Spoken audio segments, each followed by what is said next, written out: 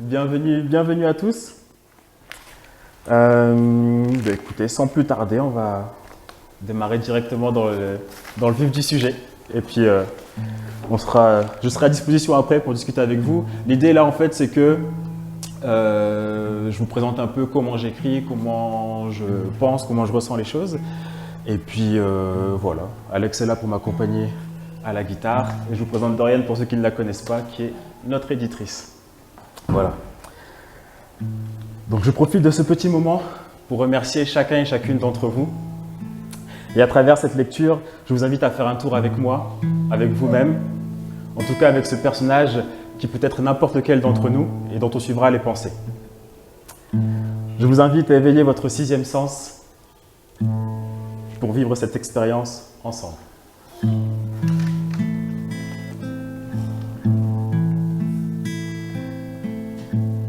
Ce soir, le vide porte ton nom.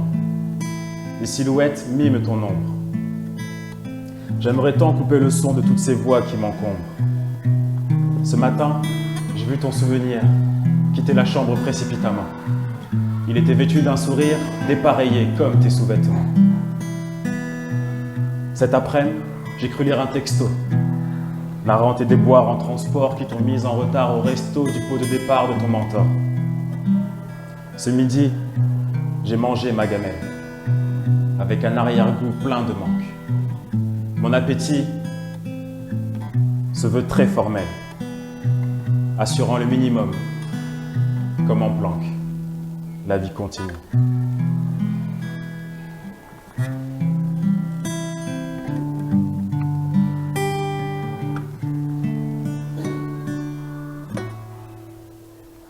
Le réveil est compliqué, mais bon, j'ai pris mes billets, alors j'y vais. Je sors de chez moi, mon immeuble donne sur un carrefour, et alors que je le traverse, j'aperçois comme toujours la même personne faire bonjour à la file de voitures arrêtée au feu rouge. Je m'apprête à mettre mes écouteurs quand je remarque qu'ils sont déchargés. Mon regard dépité croise alors le sien, et alors là, ses pensées m'ont submergé. Posté au feu, je fais partie du décor. Pour vous, chauffeurs, et vous êtes pléthore à observer mon pas désolé. Ma marche lente, mes mains en attente, ma pancarte branlante. C'est à peine si nos regards se croisent. Trop peur d'avoir à assumer l'ardoise. Parfois, j'ai droit à un sourire de politesse. Généralement, c'est juste le démarrage en vitesse. Je pourrais compter les mers que j'ai traversées. Comment, un matin pas si beau, lorsque ma femme a divorcé. Lorsque les bombes ont creusé leur tombeau, comment mon monde s'est renversé. Comment ma barque a pris l'eau, mais te voilà déjà en train de grimacer. Dur de se relever quand on ne tombe pas d'en haut. Tu visualises déjà ta propre faillite, peut-être même la chute d'un monde que tu nies. Mais n'aie crainte, je n'ai pas de dynamite. La pitié est la seule arme que je manie. J'incarne ici les visages de la misère, victime de la guerre, esclave de la bière, paria du système, ni plus ni moins. J'ai froid, j'ai faim, on a les mêmes besoins. Mais le système a-t-il encore besoin de moi? Et toi, as-tu encore besoin de moi? La réponse paraît si évidente. Et pourtant, je trace ma route vers le métro à 800 mètres en descente. Je dévale la pente à toute allure, en cavale, je vole sur le bitume, slalom entre les voitures grillent le stop de mon amertume. Virage serré, au diable les regrets. Vue sur la baie, attends-moi bébé. Délaissons les heures que nous avons perdues.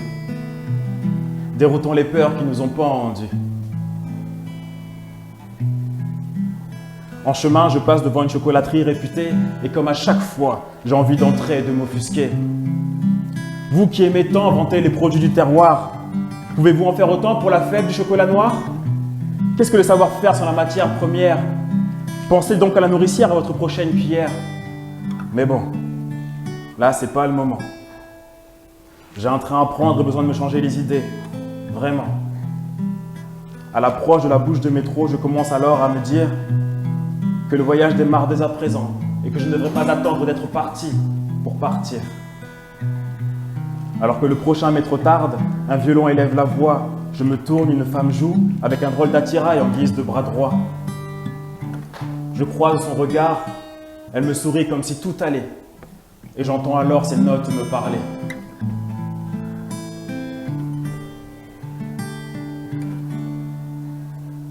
J'avais touché le fond, j'étais au bout du rouleau.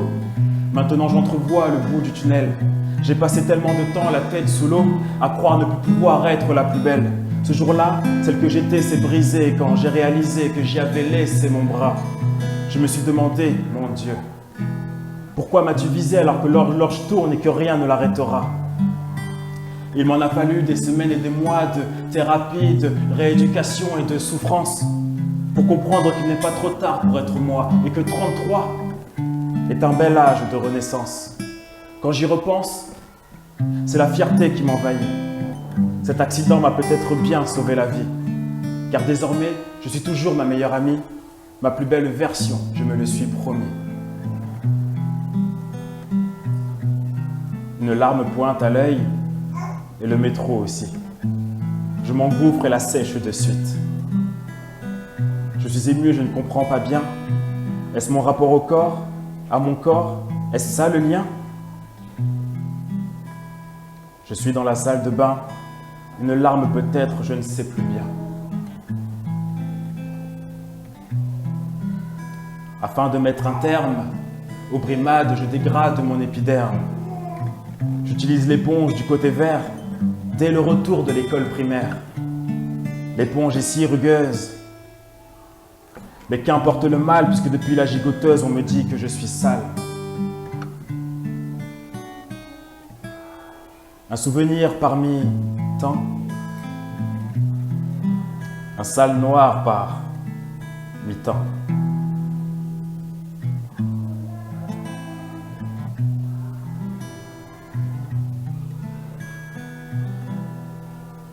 Est-ce un souvenir ou un cauchemar? Le signal sonore de la rame qui redémarre m'extirpe de ce songe malheureux et un rayon de soleil finit de m'ouvrir les yeux. Lumière, ton pouvoir est magistral, celui d'à ta guise embellir ou enlaidir. En réalité, la beauté tient de toi son aval. T'as mis une pièce et la monte le désir. En ton absence, le noir devient total. En ta présence, il est éclatant. Quand tu t'estompes, le blanc devient banal. Quand tu abondes, il est aveuglant. Tout est question de dosage. Et la nature reste la plus sage. Seul l'homme, orgueilleux personnage, ose s'octroyer un droit à l'image. Enfin, j'arrive en gare, avec quelques minutes de retard, puisque comme je t'avais dit, le métro avait mis du temps à débarquer, bref. Le passé est passé, je dois trouver le quai. L'affichage annonce un problème sur ma voie. J'aurais pu rager, je préfère me dire que j'ai du temps devant moi. Je reprends mes lectures et notamment le témoignage d'une réfugiée récemment sauvée d'un naufrage.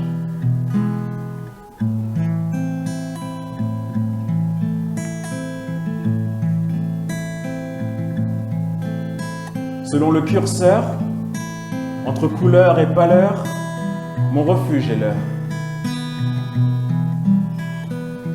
Tous les jours, vous me piétinez, sans considération pour le chemin parcouru. Et dans quelles conditions? Ce que j'ai vu, vous ne pourriez pas l'imaginer. Quand vous balayez devant votre porte, ne me jetez pas la poussière au visage. J'ai laissé mon enfant sur le rivage. J'avais tout plaqué pour qu'il s'en sorte.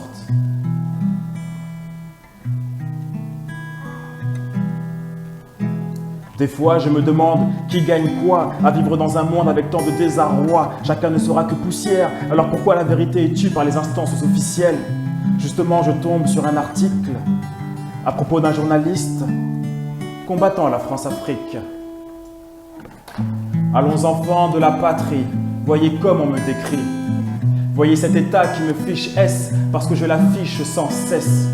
Honte à nous qui nous taisons, honte à nous qui méprisons. Être français, c'est se révolter et je le fais avec honnêteté.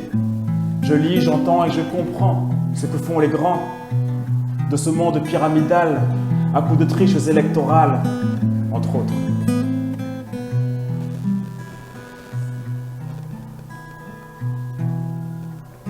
Je ne suis pas un héros, non. Je ne saurais comment en découdre. Je ne donne que du grain à moudre pour altérer la poudre de leur canon. C'est dans ces moments que je m'interroge. Que puis-je faire? Quel est mon rôle? Jusqu'où serais-je prêt à aller? Trouverais-je quelqu'un pour m'accompagner? En qui j'aurais toute confiance pour dire que...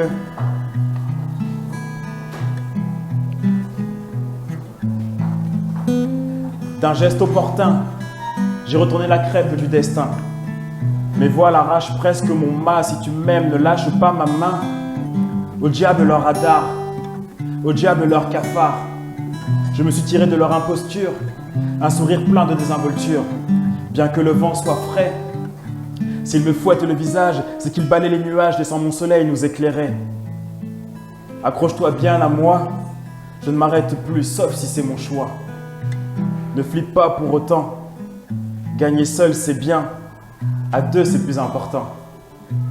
Mon ascension c'est la tienne, tant que ta main reste dans la mienne. Ah, mon train est affiché. Je ne suis pas encore parti, mais je me sens déjà bien arrivé.